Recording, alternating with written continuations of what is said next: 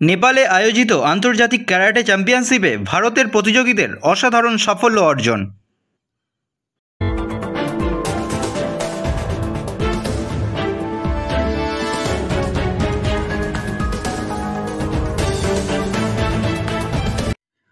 ভারতের সোতকান karate academy of India তথা traditional ছোটো ক্যারাটে অ্যাসোসিয়েশন অফ বেঙ্গলের পক্ষ থেকে 19 জন দক্ষ ক্যারাটে ক্রীড়াবিদদের একটি দল সম্প্রতি নেপালের লুম্বিনীতে অনুষ্ঠিত মর্যাদাপূর্ণ আন্তর্জাতিক ক্যারাটে চ্যাম্পিয়নশিপে অংশগ্রহণ করে।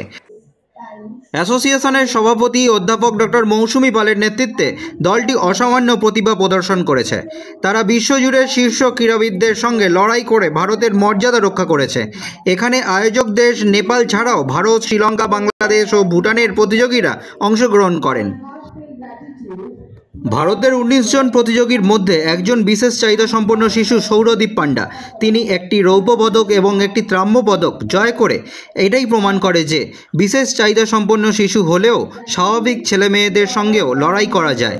অধ্যাপক ডক্টর মৌসুমী পাল জানান, পৃথিবীর ইতিহাসে এই প্রথম কোনো বিশেষ চাহিদা সম্পন্ন শিশু আন্তর্জাতিক ক্যারাটে প্রতিযোগিতার মঞ্চে অংশগ্রহণ করে যে সাফল্য সৌরদীপ অর্জন করেছে তাতে তিনি গর্বিত। তিনি সমস্ত বিশেষ চাহিদা সম্পন্ন শিশুদের জন্য ক্যারাটে প্রশিক্ষণ দিয়ে যোগ্য করে বিশ্বের দরবারে পৌঁছে দিতে চান। এই ক্যারাটে চ্যাম্পিয়নশিপে বিভিন্ন দেশের অংশগ্রহণকারীরা শীর্ষ সম্মানের জন্য প্রতিদ্বন্দ্বিতা করেছে।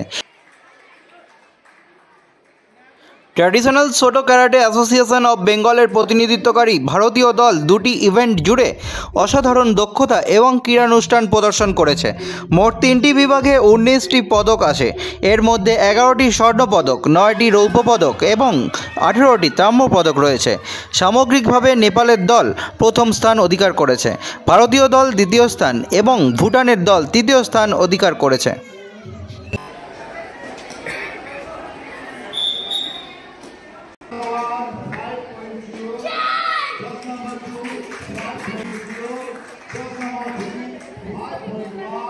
Just number 2, 5.0, just number 5.0.